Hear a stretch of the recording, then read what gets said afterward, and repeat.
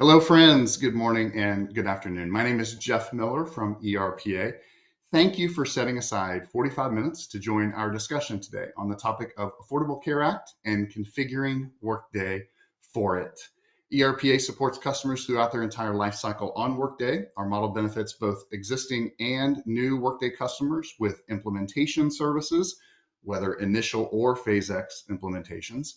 Application support, of course, private to public cloud tenant migration, something all of us need to be thinking about, integrations, warranties uniquely offered by ERPA, and much, much more. But today is all about Affordable Care Act. Some housekeeping matters before we get started. All of your microphones have been muted for this session, but the chat and the question feature are available for you to engage with us. So if you look at the top right-hand side of your interface, you'll see a chat feature and a question feature, and we're going to be monitoring that for any questions you type in throughout our 45-minute session today. And then finally, following today's discussion, a very brief 5-question survey will hit your inbox, and we would be ever grateful if you would take about 60 seconds to complete it for us.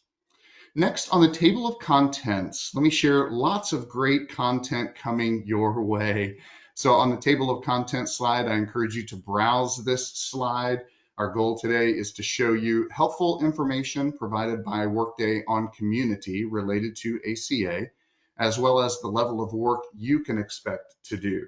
We're also going to have some tips and tricks to share with you, and then we're going to end with federal and state filing. If there are any remaining questions at the end, we're going to give our attention to those. But again, let me encourage you, don't wait until the end. Go ahead and engage. In the upper right-hand corner of your interface of this webinar platform is a question feature and a chat feature. Go ahead and use those and engage with us with your questions throughout as any questions come to mind, and we'll attempt to be answering those throughout. But if there are any remaining at the end, we will have a couple of minutes left to address any of those final questions. And then introductions of our world-class experts and presenters. What's in store for you today is a rich discussion by 2 seasoned experts, ERPA's own Heather Williams and Beth Granazio. So Beth and Heather, if you want to go to that intro slide, there they are. And Heather, why don't you introduce yourself first, and then Beth, you jump in as well. Welcome everybody. We're glad to have you here. My name is Heather Williams, and I have been with ERPA just over 6 months now. But before that, I have been in the Workday ecosystem for about 11.5 years, primarily working with benefits, but I am also certified in HCM, compensation and advanced compensation. So I have a wide variety of experience in Workday benefits, everything from implementations to open enrollments to ACA support, and we are glad to have you here. So Beth? Yeah, terrific. Hi, my name is Beth Granazio. Really happy to see everybody joining today. I am a functional architect at ERPA. My specialty area or niche area is benefits. I first was introduced to Workday on the client side, so I sat on the client chairs during the Workday implementation and support before I moved over to the consulting side. Really excited to talk to all of you. I've been with ERPA for about 16 months now, but in the Workday ecosystem as a certified consultant for a little over 10 years. And that's pretty much it in a nutshell. So Heather, can we dig in? There's a lot of good information on community around ACA. Yes, there is, absolutely. So let me get into our next slide. Seems to be having a quick clicking problem, so let me use our navigation here. Yes, so we do have Workday Community, and it's a great source of information about everything ACA related. And on our next slide, we've provided a few links to some information about ACA. And I'm going to exit our presentation at this point and go into Community and take a look at these links that we provided. And when you get this presentation at the end of our session today, you will have these links. The first link that we have a look at is our FAQ for our Patient Protection and Affordable Care Act. And this link here provides you some good information on how Workday is working through all of the ACA issues. So how is Workday determining who gets a form? How is Workday working through all of the different pieces of the process? So this is a great source of information if you're new to how Workday is processing ACA, if this is your first year. Take a look at this and it'll probably answer some of your great questions. You can see over here on the left-hand side as well, there are additional links that you can click to get more information about everything ACA. On the different areas of ACA, you've got more configuration information and just a lot of great resources for everything related to ACA. So once you get into these links, you can use these other links to get other information that will help you through your process. Our next link is the ACA reporting features FAQs. These are sort of expandable links here, so you can click on these questions as well to get more information specifically on how Workday is handling the ACA reporting features. We have our link here for how to set up the ACA forms for the 1094C and 1095C reporting. This is a great guide that it's going to have everything step by step that you need to use to configure and get ready for that reporting feature, from everything from editing your benefit plans to make sure that your medical plans are set up correctly for ACA purposes, creating eligibility rules, safe harbor configuration, and so forth, and all the way through for your company configuration and importing your data for your forms and creating those forms. This 1095C form reference guide is also really helpful. If you are wondering why Workday is creating one of the codes in those lines the way it is, Workday does use the IRS explanations for how those forms are all created, but if you ever wonder why those codes are showing up in the lines 14 through 17, this is a great guide to show you how that information is being populated. It gives you each code, an explanation for what that code is, and then some additional notes for each one of those. Like I said, this goes through lines 14, shows you what is in line 15, line 16 for that 49080H safe harbor. And then finally, as you scroll through, it gives you some information on line 17 as well. If you ever have any questions that's related to that, you also can click this Ask a Question, and you can get an answer generally from Workday or from another expert here in community that can give you some more information. And finally, the last link that we provided here on this section is our ACA checklist. And again, this is a great guide for you to use to make sure that everything is configured and ready for your reporting. So this again leads you everything for setting up everything, most things related to ACA. So again, along with your 1094C and 1095C configuration. Let's get back into our presentation here. And I'm going to turn it over to Beth, who is going to give us some more information about how we can get this data into Workday. Terrific. Okay, so Workday actually gives us a ton of control over the data that appears on the 1094 and 1095C forms. It allows us to override every single piece of information on the form. So if you disagree with the output of the codes that Workday has provided when it generates the data, we can actually very easily override any of those values with what you believe it should be after verifying with your brokers or with your legal counsel or based on your prior experience. Workday delivers a terrific report for reviewing the data, and that exact same report lines up perfectly with the EIB format to update any existing forms or to import any external forms.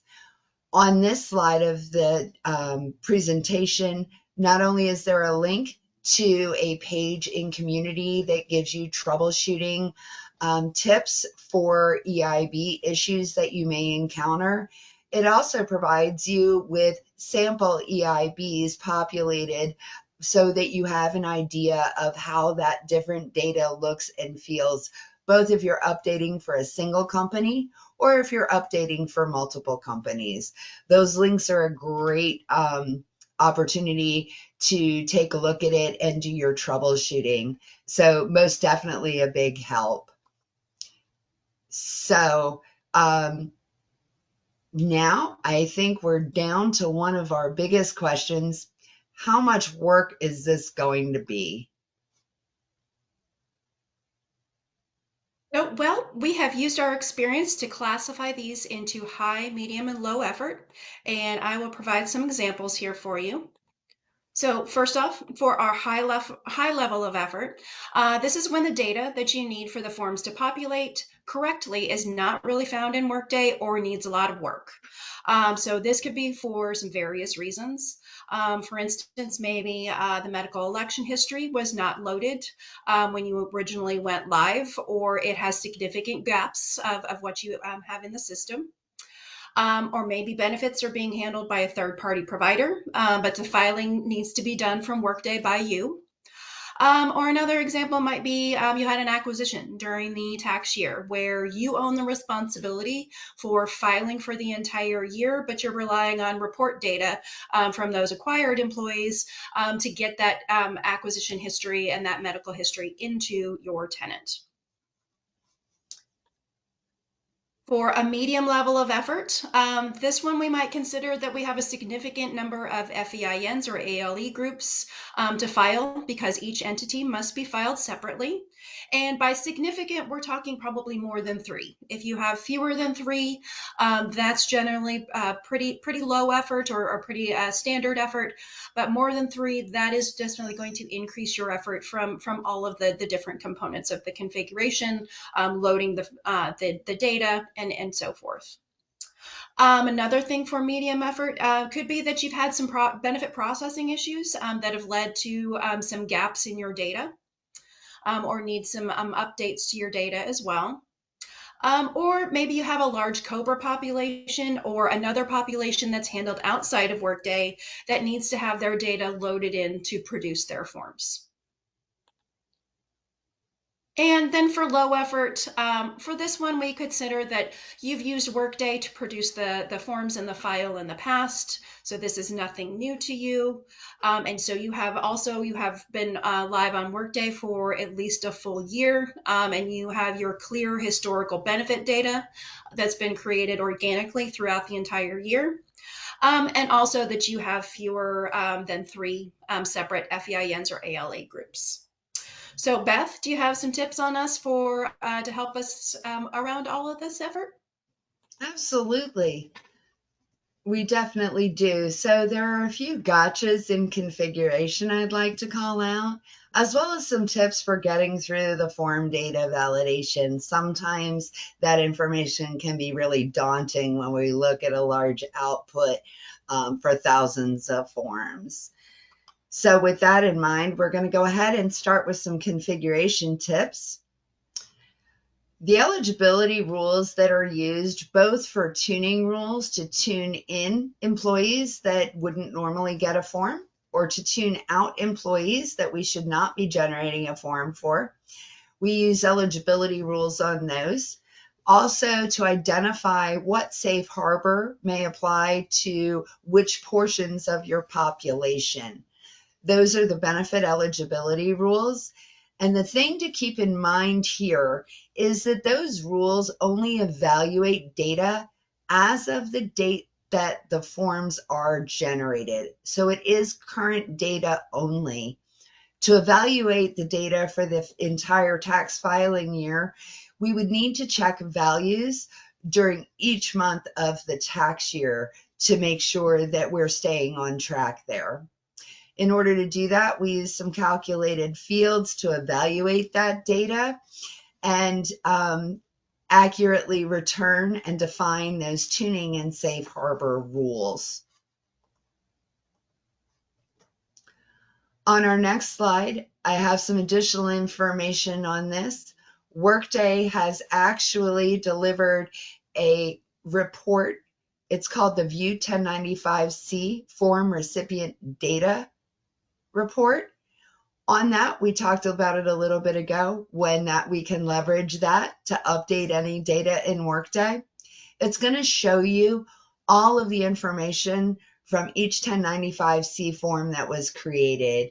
It provides you with the demographic information that goes on the top of the form, all of the codes for lines 14, 15, 16, and 17, and the information for all of your covered individuals. Now, again, wanted to call out that reflects current data only. What we do with that report in order to have it more helpful for the evaluation of the data for accuracy is we tend to recommend that that View 1095-C form recipient data report is copied, and you can add some additional fields from the worker object to assist in that analysis. Again, on those fields, they're as of the current date. And so if you were trying to pull information in, maybe for each month of the tax year or something along those lines, calculated fields would be needed. Also a call out here, terminated employees. Remember, we still have to file on anybody who worked in the tax year. Those terminated employees have a tendency to return blank for a number of the data elements because they're no longer part of the organizations. So for those terminated employees, things like company, employee type, time type, scheduled hours, unions will return a blank. What we do in order to populate that data for evaluation of the accuracy of the forms is a calculated field can be used to look up the value of those fields for a terminated employee on the day before their termination, so that we're still able to see what company they were in, what their time type was, what their employee type was, maybe what union type they were in. So with that, it's really important to remember that the data is as of the current date if you're pulling it from Worker. If you needed to look at it as of any other date or to appropriately populate some of the fields for terminated employees, we would need to use calculated fields, which I will review with you, some of our favorites in just a moment, in order to return those data. And now onto those calculated fields that everybody loves. So for the calculated fields, the typical ones that we use in order to help validate the data and ensure that our eligibility rules for tuning and safe harbor are accurate are three different types of fields. One is a build date field that'll allow us to establish what date we would like to see the particular results returned for any of those individual fields. We then leverage that build date in a lookup value as of date calculated field so that we're looking up the value of the fields we're interested in as of any of the particular build dates that we have created. And then finally, true-false fields are used to evaluate things throughout the year. So if you were looking up data throughout the year in order to ensure accuracy of tuning out anyone who hit a particular data criteria, we could use a true-false field to check each month of the year to see if that employee never met that condition during the tax year, or maybe if the employee had met that condition during any month of the prior tax year in order to return accurate data and evaluate appropriately the output on the forms. If we're looking at if a person hit a condition at all during the year, you would need to build dates for each month of the year and then return the data for those months. On this slide, there's an example of a build date calculated field. It's relatively straightforward. You go in and you let it know which year you're looking to pull from, the month, and the day. In this example, we're going after what the value would be as of February 1st of the tax filing year. A particular note, in order to easily identify or find those calculated fields for your configuration, Under additional info, I have a long habit of not only completing the category field, but also completing that authorized usage field in benefits eligibility.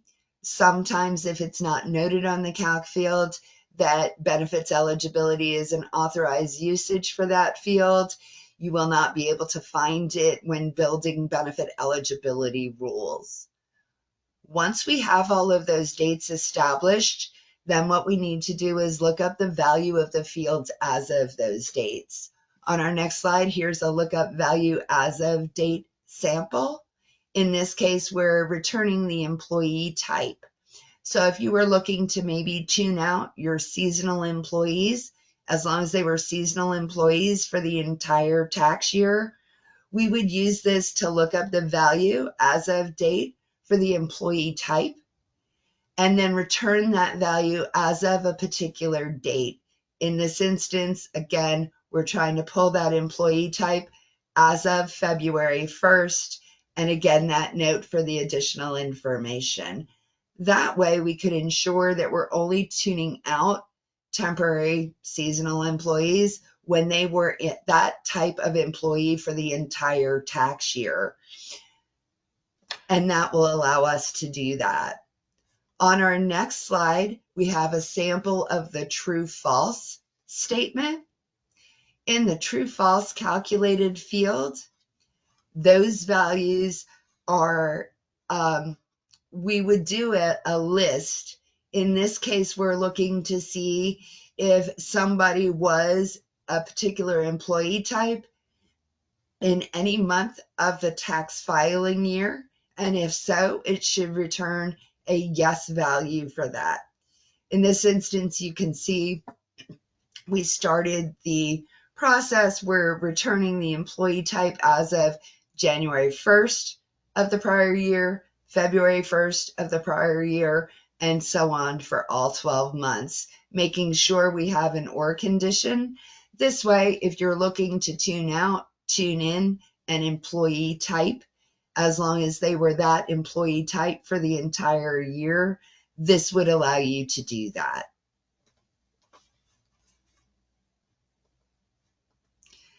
So now that we have our calculated fields out there and we have our data to review, I believe, Heather, it's time to get into that federal filing.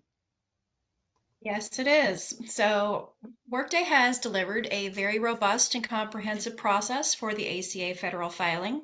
And so let's go ahead and dig into that process a little bit more. First off, we want to draw your attention to the filing deadlines. There is the paper federal filing, which is February 28th of 2025. Chances are you're not going to be filling things out on paper since you have Workday's solution available to you. But if you are, you do have that early deadline of February 28th. Your forms need to be mailed by March 2nd. If March 2nd falls on a weekend like it does in 2025, then it is the next business day following the 2nd. And then finally, we'll stick a pin in it on the federal filing deadline of March 31st. So first off, we're going to give you some information on the IRS connector from Workday.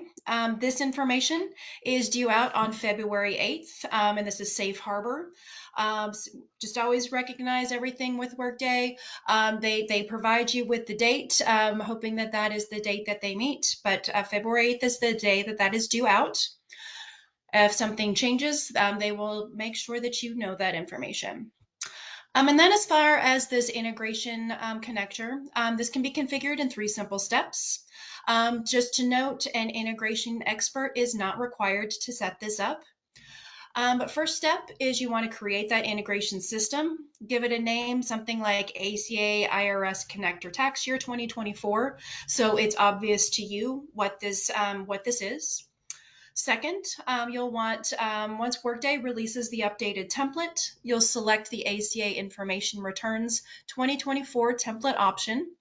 One note, this option will not appear for 2024 until that update on February 8th. And then also there is no ISU that is required for this integration. Once you've created the integration, you're going to see that it has an error. Don't be alarmed on this. It's not a true error. There really is just, it's kind of giving the warning that there's one more step, and the error provides the direction. So it says that there's a page error before you start, and to review the ACA electronic reporting notice, and then from the related actions menu on the integration system, select the integration and then select accept ACA electronic reporting notice. And then the integration must be run separately for each of your FEINs or ALA groups that are being filed. The integration provides you with 3 different run modes. The first run mode is validate without sending. And this is going to review your data for fit and format only. It's not going to validate the codes on the form. It's really just looking for things like names that are too long for the field limit, addresses that exceed the field limit, missing social security numbers, and it really just kind of provides you with some limited validation, mostly on the length and the fit of the data. The next run mode status is send data. This is going to transmit the form data to the IRS. And then the final status is check status. And this is what's going to sweep the IRS server and import the IRS feedback on your form submission. So on to the checking your form status in Workday. So Workday has delivered the ACA transmission status report that allows you to track the status of your form submissions and review that IRS feedback. So once the forms are created, this report populates, and you can use that view integration event to see additional information about your forms. And once you have done that status, your form counts are going to move through the different categories of your processing. They're going to stay in that not sent status until the integration has been run to send the data to the IRS. And then they are going to start moving through the processing counts. They're going to remain there until you run the check status mode. And typically, once you've submitted your forms to the IRS the first time, you want to wait 3 to 5 business days to allow the IRS some processing time. Once the check status mode has been run and is available, your form counts are going to move through the accepted with no errors, accepted with errors, and rejected counts. The values are going to be drillable into the details and work through any of the rejected forms or rejected errors. You want to make sure that you retransmit any of those corrected forms. So if the form was rejected and it's not considered as accepted by the IRS, any updates are not going to result in that corrected 1095-C form. So any forms that have been updated or corrected that were in the accepted with errors, once they are corrected and they have the correction functionality applied, you'll be able to review both the original form and the corrected version within Workday. And just keep in mind, the most important step is once you transmit your forms, whether it's the original or the correction, please make sure that you're coming back here to that check status mode so that you can get any feedback, especially on any of those that were rejected or accepted with errors, so that you can make sure that you make those corrections. So that wraps up our federal, but we do have several state requirements as well. So Beth, would you like to touch on those briefly? Absolutely. So various individual states have individual filing mandates as well, from the West Coast to the East Coast.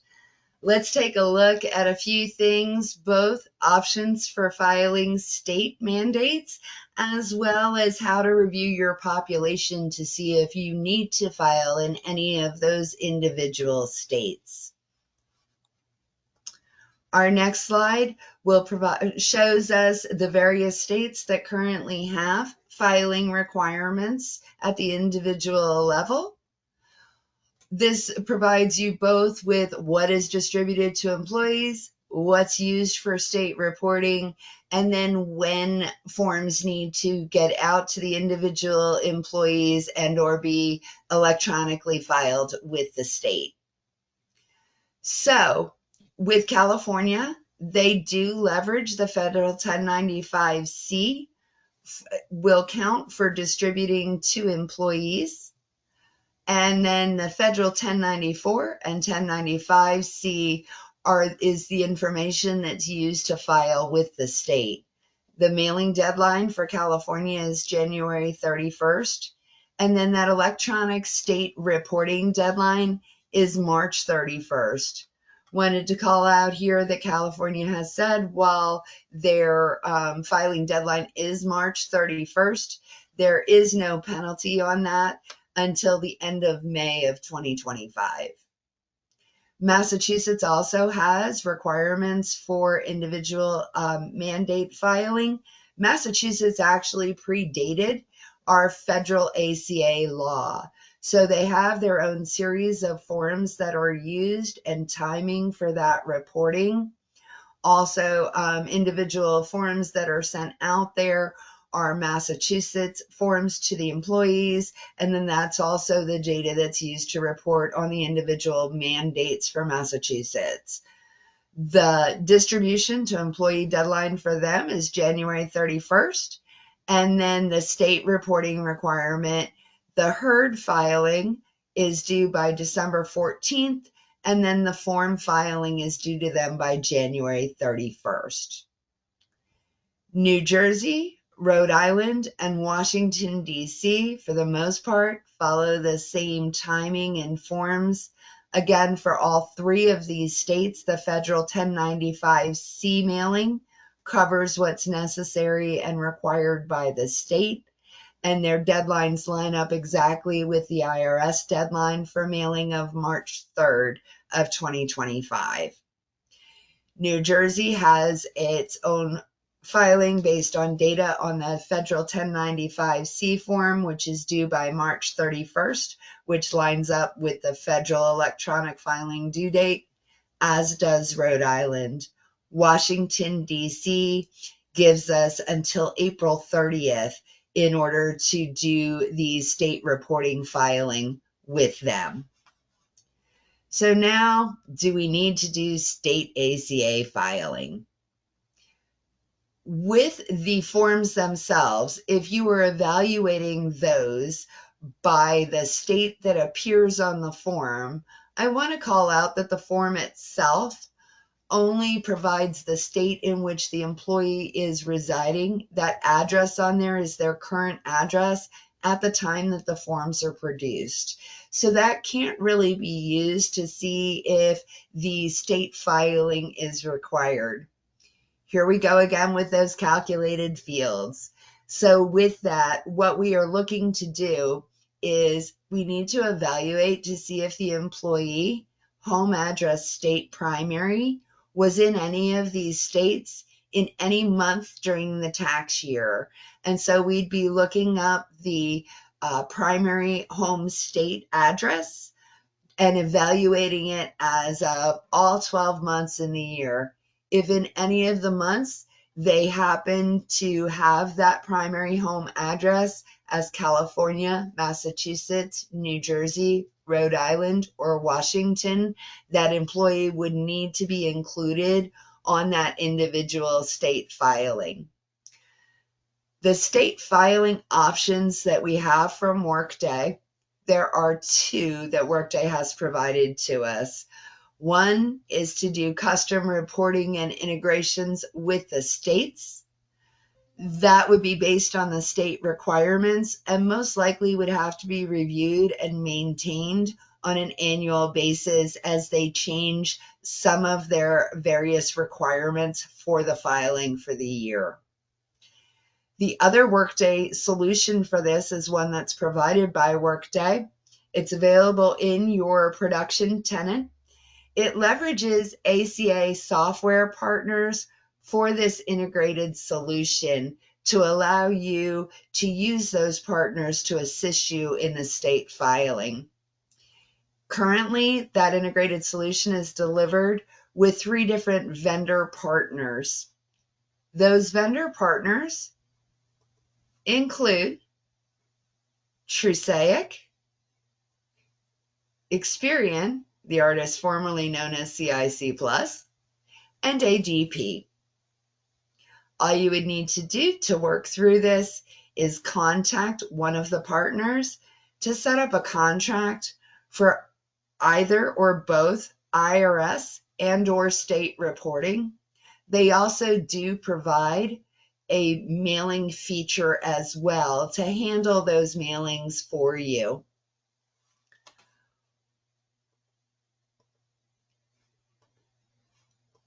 It's pretty simple. When Workday produces the form data, you would review and update the form data in Workday. There is a simple checkbox to allow for the ACA software partners to come in, sweep that 1094, 1095 data down into their tenant. Typically, you would go into their system and prompt their system to go into Workday and pull all of that generated 1094 and 1095 data out of Workday. The partner company then reformats the data for state filing as necessary. They can file for the federal, they can mail the federal, but the biggest thing that they do for us is that state reporting. They stay on top of the requirements for the state reporting.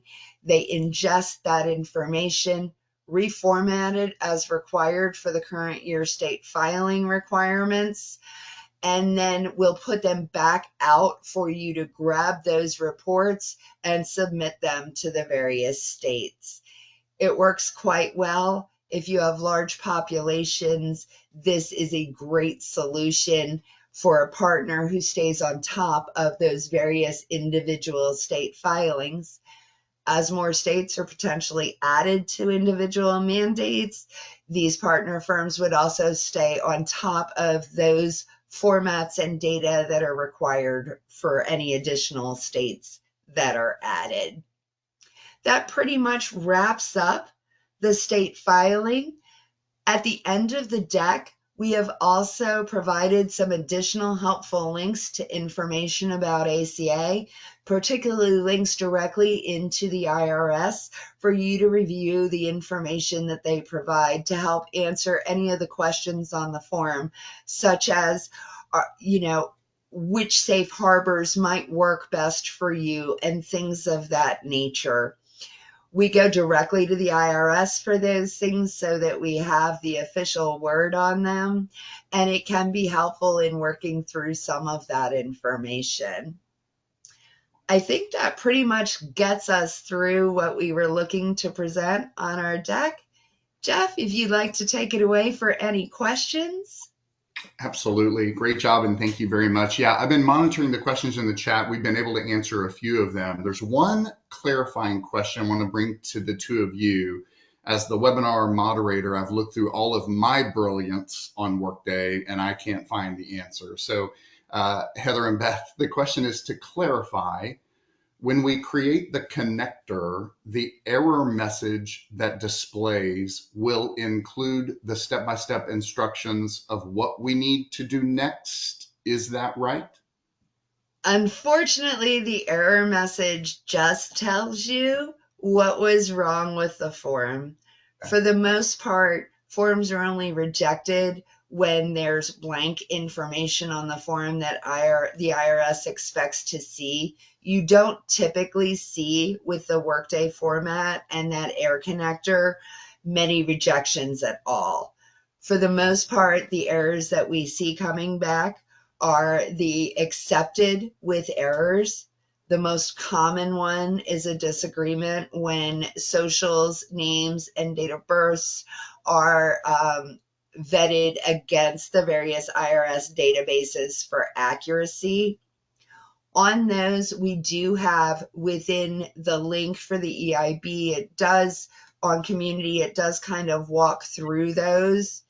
Essentially, you're looking to correct that information. We would be leveraging that same EIB that we use if we want to change data before transmitting to update the data as well after we've transmitted and they've been accepted. That again results in the corrected. So we would download those individuals with errors, look to update the information on it, upload it back into Workday again via the EIB, and then retransmit to the IRS. For the most part, those errors that we see in the accepted forms or accepted with errors are the name social mismatch errors, and or if there is a code agreement error on the file. They're pretty straightforward in the way they talk about them in the error report. And there is information on community to kind of better understand those errors that are coming back and the best way to fix them. Cool. I've got a few more questions that have come in. So one person has asked, when ACA is transmitted through Workday, does it go to federal only? So do we have to send the state ones separately? Yes, the states typically are filed separately. For the most part, what we're doing is it either through Workday or through the providers that are out there, they would reformat the files, or your custom report would do it. You would grab that file. It would be your logon with the state, unless you are contracting with somebody who will actually handle your logins and your transmission of that data. So you would log into the state filing site and upload the file that would be produced either out of Workday through custom reporting, or that you would grab back from one of the partner firms once they have reformatted that for you. Got it.